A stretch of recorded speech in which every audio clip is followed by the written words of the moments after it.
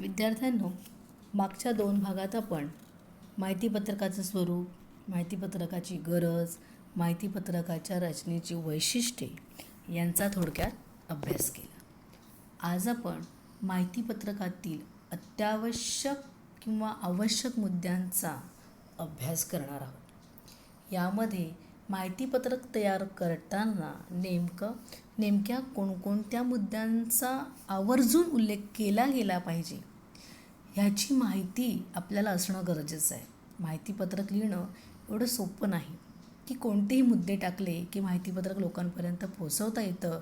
माहितीपत्रक मिळाल्यानंतर लोकांना ते माहितीपत्रक वाचण्यास आपण प्रवृत्त करण्यासाठी माहितीपत्रक तयार करणं गरजेचं आहे, ना की लोकांनी चुळगळून ते टाकून द्यावं. आपण अशा गोष्टी बऱ्याचदा पाहतो. एखाद्या महाविद्यालयासमोर किंवा एखाद्या रेल्वे स्टेशनवर आपल्याला काही लोक अशी माहितीपत्रकं वाटताना दिसतात. सगळीच लोकं काही माहितीपत्रकं वाचत नाहीत. काही लोकं असं काही पॅम्पलेट्स हाताशी आलं की घेतात आणि चुरगळून त्या व्यक्तीच्या समोरच टाकून देतात किंवा रस्त्यावर त्याचा कचरा पडलेला आपल्याला नेहमी दिसत असतो. तर आपल्या माहितीपत्रकाचं असं होऊ नये यासाठी आपणही काहीतरी काळजी घेणं गरजेचं आहे. हे उत्पादनकर्त्याला, व्यावसायिकाला माहिती असणं गरजेचं आहे. म्हणून माहितीपत्रकाच्या आवश्यक मुद्द्यांचा वापर करणं गरजेचं आहे. तर ते नेमके मुद्दे कोणते आहेत, तर आपण एखाद्या उदाहरणाच्या मार्फत ते समजून घेऊया. समजा एका कनिष्ठ महाविद्यालयात नवीन शैक्षणिक वर्षापासून विज्ञान शाखा नव्याने सुरू करायची आहे. ही बाब जास्तीत जास्त प्रवेश घेणाऱ्या विद्यार्थ्यांपर्यंत आणि पालकांपर्यंत प्रभावीपणे पोचवायची आहे.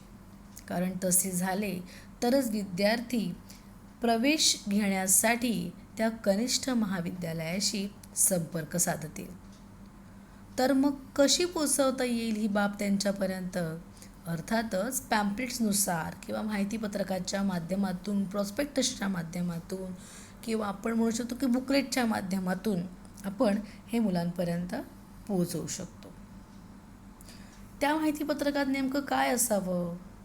संस्था नोंदणी क्रमांक, संस्था नोंदणी दिनांक, दूरध्वनी व भ्रमणध्वनी क्रमांक, ईमेल ID, वेबसाईट, संस्थेचे बोधचिन्ह, पत्ता, अधिकाऱ्यांची नावे, कामकाजाची वेळ इत्यादी उपलब्ध अशी माहिती त्या पॅम्पलेटमध्ये असणं अत्यंत महत्त्वाचं आहे. या व्यतिरिक्त अजूनही बऱ्याचशा मुद्द्यांचा आपल्याला अभ्यास करायचा आहे.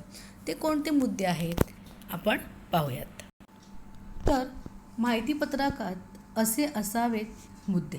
कोणते कोणते मुद्दे असावेत? तर कनिष्ठ महाविद्यालय ज्या शैक्षणिक संस्थेमार्फत चालवले जाते त्या संस्थेचे बोधचिन्ह, बोधवाक्य, संस्थेच्या महत्त्वाच्या पदाधिकाऱ्यांची नावे, त्या संस्थेचे नाव, पत्ता, स्थापना वर्ष, दूरध्वनी क्रमांक, ईमेल ID, वेबसाईट, तसंच त्या कनिष्ठ महाविद्यालयाचं नाव, पत्ता, स्थापना वर्ष, दूरध्वनी क्रमांक, मोबाईल क्रमांक, ईमेल ID, वेबसाईट ह्या गोष्टींचा उल्लेख त्या माहितीपत्रक असावा. तसेच संस्था व कनिष्ठ महाविद्यालयास असलेली शासकीय मान्यता, मंजुरीविषयक संक्षिप्त माहितीसुद्धा त्या प्रॉस्पेक्टसमध्ये, बुकलेटमध्ये नमूद केलेली असावी. कनिष्ठ महाविद्यालयाशी संबंधित प्राथमिक माहिती, जसं ते महाविद्यालय खाजगी आहे का की शासकीय आहे, अनुदानित आहे की विनाअनुदानित आहे की कायमस्वरूपी विनाअनुदानित आहे की त्याला मान्यताच नाही, हे सुद्धा आपल्याला माहिती असणं गरजेचं आहे. म्हणून कनिष्ठ महाविद्यालयाच्या संदर्भातील प्राथमिक माहितीसुद्धा त्या पॅम्पलेट्समध्ये किंवा त्या माहितीपत्रकामध्ये असणं तितकंच महत्त्वाचं असतं. त्या माहितीपत्रकात संस्थेची थोडक्यात पार्श्वभूमी असावी की नेमकं हे महाविद्यालय कधी सुरू झालं, संस्थापक कोण आहेत आणि ह्या महाविद्यालयाची कारकीर्द किंवा आपण म्हणू विद्यार्थी संख्या असेल किंवा विद्यार्थ्यांची कामगिरी असेल, शिक्षकांची कामगिरी असेल, ह्याचीही थोडक्यात पार्श्वभूमी त्या पॅम्पलेटमध्ये, त्या माहितीपत्रकामध्ये असणं गरजेचं आहे, की जेणेकरून पालक आणि विद्यार्थी त्या महाविद्यालयाकडे आकर्षिले जातील. आवश्यक असणाऱ्या काही सुविधा असतात, जसं स्वच्छतागृहे आहेत, प्रयोगशाळा आहेत, क्रीडांगणं आहेत, सभागृह आहेत, ग्रंथालय आहे, लायब्ररी, अभ्यासिका आहे, वसतिगृह आहेत, वाहन पार्किंग झोन जो आहे, कॅन्टीन, उपाहारगृह आहेत इत्यादींची सोय त्या महाविद्यालयात कशी आहे ह्याचीही उत्तमोत्तम माहिती त्या माहितीपत्रकात असणं गरजेचं आहे.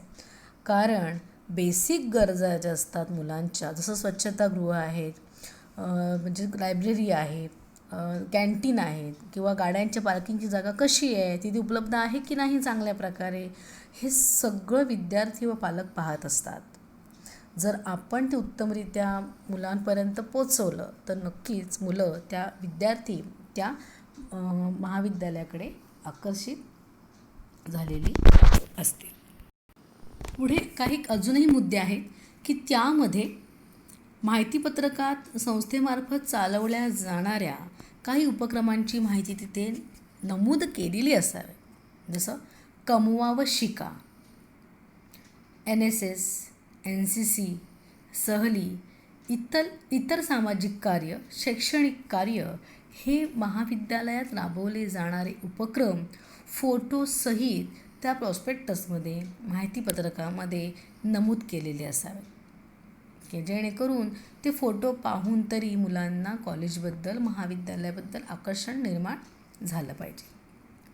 संस्थेच्या इतर शाखांमधील परीक्षांचे निकाल, कला शाखा आहे, विज्ञान शाखा आहे, वाणिज्य शाखा आहे, त्याचबरोबर कुठे इंजिनिअरिंग आहे, कुठे फाईन आर्ट आहे, वकिली आहे, BEd आहे, DEd आहे, असे काही संस्थांमध्ये अनेक प्रकारच्या संस्था की आपण म्हणू शकतो की वर्ग चालवले जातात. तर त्यांचे सुद्धा निकाल किती उत्तम महाविद्यालयांमध्ये लागतात ह्याची माहितीसुद्धा त्या पॅम्पलेट्समध्ये दिली गेली असावी.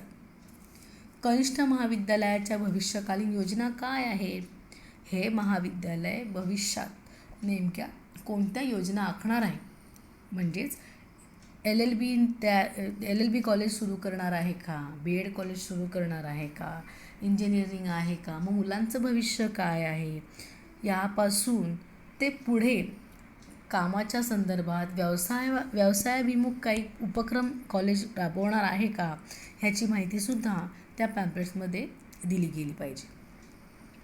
तसंच विद्यार्थ्यांना दिल्या जाणाऱ्या शैक्षणिक सवलती, शिष्यवृत्तीची सुद्धा माहिती असणं गरजेचं आहे.